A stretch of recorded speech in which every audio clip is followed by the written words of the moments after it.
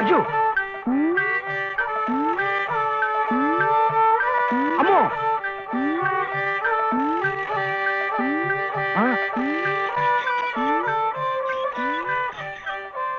ఎరా ఇప్పుడు దాకా పడుకుని ఉంది. ఎవరు మెత్తయా చిట్టా మరెవరు? ఎద్దు. ఎద్దా? ఎద్దు ఇప్పుడు దాకా నిద్రపోయింది, ఇప్పుడే లేచి తిరుగుతోంది పాపం. ఇట్ట అరుస్తే మళ్ళీ పడుకుంటుంది, ఇంకా నూనె ఉండదు, గీనె ఉండదు.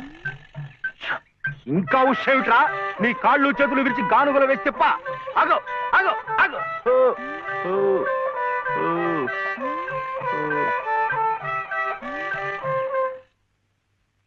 చెప్పానుగా పడుకుంటుందని.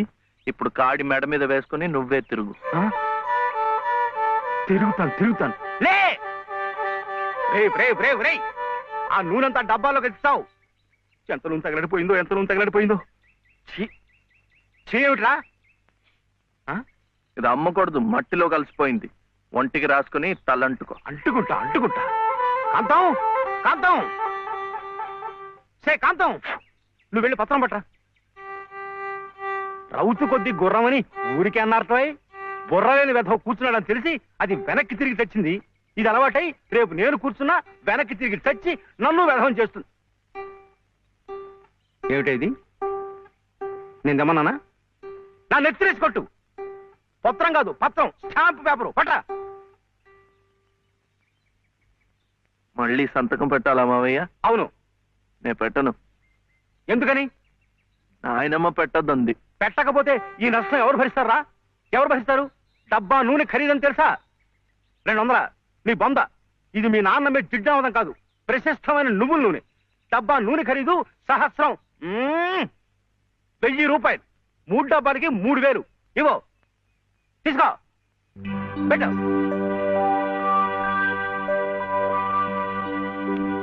ఇది పెట్టిందే, ఇది పెట్టిందే, ఇది కూడా పెట్టింది. ఇది పెట్టలే. ఏమిటా అది? మళ్ళీ సంతకం పెడుతున్నావా? మావయ్యకు చాలా నష్టం వచ్చిందట, 3 సహస్రాలు. ఎవరు చెప్పారు? ఏమయ్యా రే లే, మళ్ళీ ఇలాంటి సంతకాలు పెట్టావంటే ఒళ్ళంతా బాధ పెడతా. జాగ్రత్త. నష్టం వచ్చిందట, నష్టం. ఇంతవరకు ఆయన గారు పెట్టించుకున్న సంతకాలు చాలు. నువ్వు జన్మంతా తప్పులు చేసినా ఆయనకేం నష్టం రాదు. వెళ్ళి స్నానం చేసినప్పుడు. ఏమిటండి మీరు కూడాను? ఎంత నష్టాన్ని భరించమంటారు? నిండా ముంచేస్తుంటాను. నిక్షేపం లాంటి నువ్వులోనే పిల్ల కాలవలా ఎలా ప్రవేశిస్తుంది చూడండి. పద్దు రాయద్దు. పద్దు నువ్వు కాదయ్యా రాయాల్సింది. నీ పాపాల పద్దు నేను రాయాలి. నా ఇల్లంతా హక్కు భక్తం చేసుకున్నందుకు రాయాలి. వాడి పొలం చేస్తున్నానన్న పేరుతో ఎక్కడికక్కడ పందికొక్కులా మెక్కుతున్నందుకు రాయాలి. నా బిడ్డ పోయిన 3 నెలలకే మళ్ళీ పెళ్లి చేసుకుని మమ్మల్ని ఎలా హింస పెడుతున్నావని రాయాలి. అనంత గారు అనండి.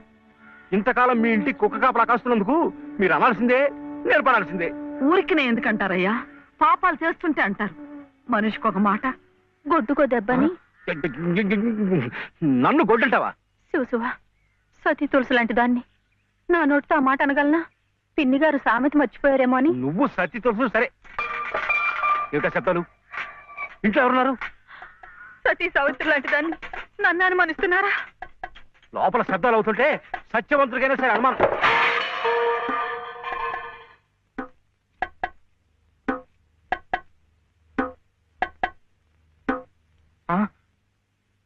చూడు నాన్న, నీకు దిష్టి తగులుతుందని చాటుగా పలహారం పెడితే సీతమ్మ లాంటి దాన్ని నన్నే అనుమానిస్తున్నారు. రామచంద్రుడి కనుక అనుమానించానే, ఏం తప్ప? నువ్వు రామచంద్రుడు కాదయ్యా, రావణాచంద్రుడు. ఆ విషయం తెలియకే బంగారం లాంటి నా కూతురు గొంతు కోసేసినాను. అవకాశం దొరికింది కదా అని నా ఇంట్లో తిష్ట వేసి మేసేస్తూ మీరే నా గొంతు కోశారు. సిగ్గు లేకపోతే సరి. సిక్కులేదని అమ్మ అన్నాడు. అవునన్నా, నేను ఇప్పుడే గోదాట్లో దూకుసేస్తా. నీతో పాటే నేను చచ్చిపోతానన్నా. రా తల్లి. అగో, ఇదే ఈతల పోటీలు అనుకున్నారే. ఒకళ్ళ వెనకాల ఒకళ్ళు దూకడానికి చావడానికిను. మీరెవరు చావక్కర్లేదు, మీరు ఇక్కడే. అదేమిటి పట్టపగల్లో చందమామ గురించి పాడుతున్నావు? అడుగో వచ్చాడుగా. ఎక్కడా? ఏడి? నువ్వే. ఏ కాదా? గుండ్రటి మొహం, చక్రాల్లాంటి కళ్ళు, ఎన్నెలల్లే నవ్వు. అయితే పాడుకో. ఏ శివయ్య, కాస్తిటొచ్చి ఈ ప్రద్దెళ్ళు అందడం లేదు. వీప అందకుండా ఎందుకు పెట్టుకున్నావు? మీ ఆడాళ్ళతో. అవును, వెంకటస్వామి తాళ్ళిబొట్టు తీసుకురాగానే నీకు పెళ్లి అయిపోతుంది అన్నమాట. ఎట్టా అవుద్దయ్యా, నాకంటే పెద్దాడివి, నీకే కంది. నన్ను చేసుకోనందిగా, ఇంకెట్ట అవుతుంది? ఎవరంది? మా మావయ్య కూతురు చిట్టి. బంగారు కొండవి, నిన్న అంది. ఎందుకంది? మా నాయనమేమో శివయ్యని నీ మొగుడు చిట్టి అంది. చిట్టేమో నేను నీ పెళ్ళానా బావా అని నన్ను అడిగింది. నాకేం తెలుసు, నానమ్మ అడుగు అన్నాను. అన్నిటికీ నానమ్మ అనేవాడికి పెళ్ళందుకు అని చెప్పి నా తల మీద మొట్టకాయ వేసి ఓసి పిచ్చి మొద్దా, మంచి పని చేసిందిలే. ఇదిగో ఓ మంచి లగ్గం చూసాయి, మన ఇద్దరం మనవాడేద్దాం. ఏంటి శివయ్య, వింటున్నావా? లేదు, బొందు కంటుకుంటున్నావు.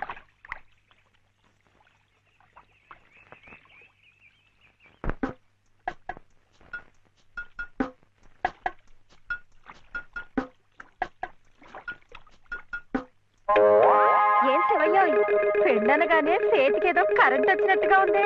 అంటే కర్మ, మను అయితే మన ప్రేమ పట్టపగ్గాలు ఉండవు. ఊరి సచ్చినోడా నువ్వా? ఎల్లెలో ఏటే సుబ్బులు, చెయ్యి మారగానే సాకు తగిలిందటే చుట్టుకున్నట్టుకున్నావు. పట్టేవాళ్ళ బుద్ధేంటో ఆ చెయ్యి వాటంలోనే తెలిసిపోద్ది. అమ్మో!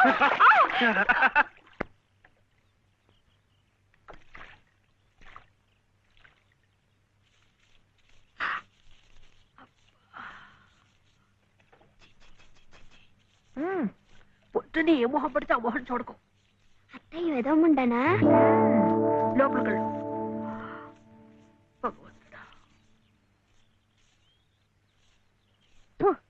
పొద్దున్నే నీకెందుకులే మా పళ్ళు, అవి అక్కడ పడేసి లోపల కళ్ళు. పర్వాలేదు లేదునా, ఇందులో తప్పే ఉంది. తప్పే ఉంది అని నిలదీసి అడిగితే నేనేం చెప్పను? నిన్న పొద్దున్నే నీ మొహం చూశాక ఆ పక్కింటి ఆయన కాలు జారిపడ్డాయట. వాళ్ళ ఆవిడ ఒకటే తిట్టిపోసింది.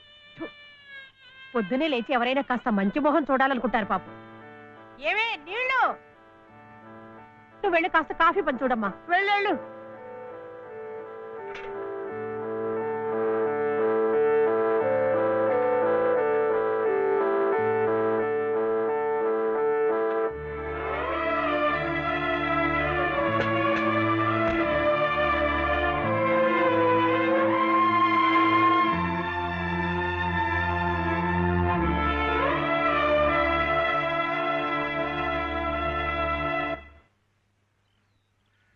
లలితమ్మ గారు, లలితమ్మ గారు, లలితమ్మ గారు. అదేమిటి రోజు ఎంచగ్గాను దుర్గమ్మ గారు అని నా పేరు పెట్టి పిలిచేదానివి, ఈ రోజేమిటి లలితమ్మో అంటా గావుకేకలు దుర్గమ్మ లలితమ్మ అయిపోయింది ఏమిటి? అదెట్టా అవుతుందమ్మా, దుర్గమ్మే లలితమ్మే. నా జాకెట్, నా లాగు, నా చొక్కా ఎక్కడా? ఇదిగో బాబు, తమ చీరలు 2 రాసుకోండి. ఒరే చెంప అక్కడ పెట్టరా.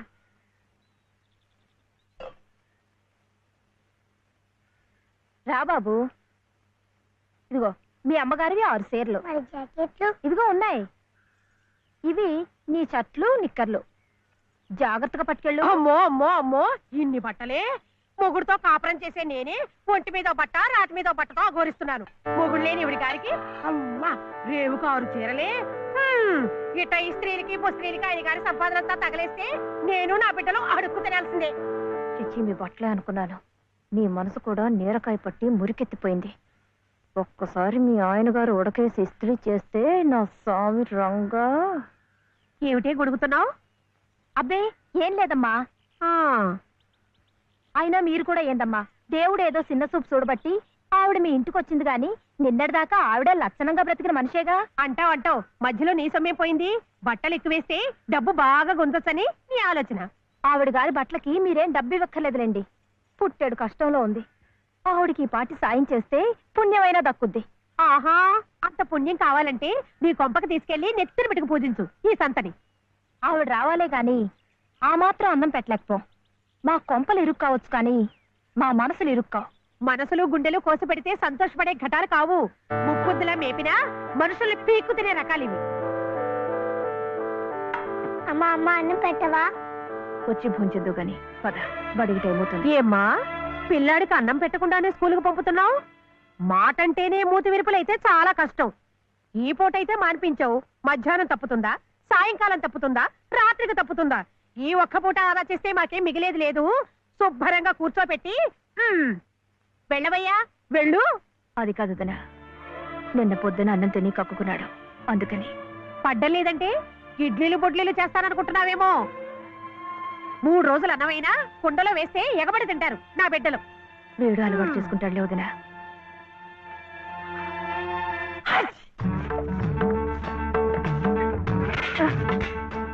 ఇక్కడ గొడిగే. నీకు వర్షం వస్తుందేమోనని. సరే సర్లే, ఎక్కడైనా పెట్టు. రామ రామ. ఏయ్, ఇక్కడ కాదు అక్కడ.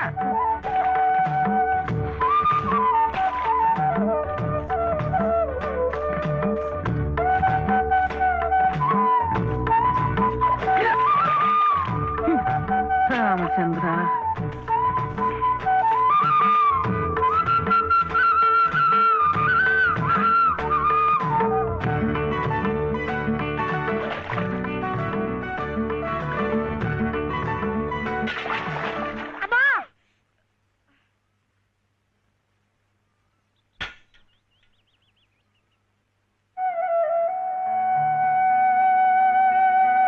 అయ్యయ్యో ఏమిట్రా ఈ తలతిక్క పనులు? చూడలేదు. సర్లే, బిడ్డ పూర్తిగా తడిసిపోయాడు, ఏమనుకోకమ్మా. పర్వాలేదు. చాలే. అయితే రేపటి నుంచి నీళ్లు కూడా పోయాను. ఒరే, ఇదంతా నా కోసం అట్లా, నీ కోసం కాదు. ఏది చేసినా భక్తితో చెయ్యాలయ్యా. అయితే ప్రసాదానికి వెళ్ళినా? వెళ్ళు. ఓం రాజాతిరాజాయ ప్రసహ్య సాహినే నమో వయం వై శ్రవణాయ కుర్మహే సమే కామాం కామకామాయ మహ్యం కామేశ్వరో వై శ్రవణో దదాతు. ఇంకా నైవేద్యం కాలేదురా. శ్రవణో దదాతు.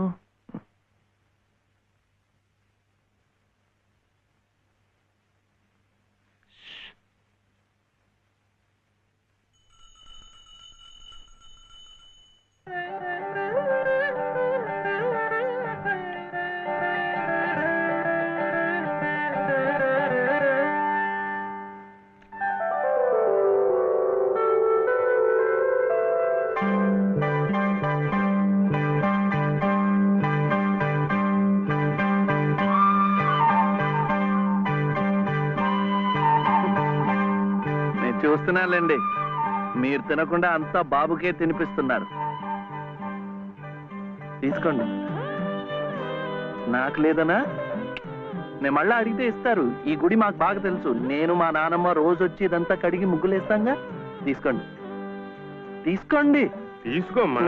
అసలు దేవుడు గర్భగుడిలో ఉంటే వీడు ఊరేగింపుకు వెళ్లే ఉత్సవ విగ్రహం లాంటి వాడు. పుణ్యమే. రాజమ్మా, ఆ అమ్మాయి ఎవరో తెలుసుగా?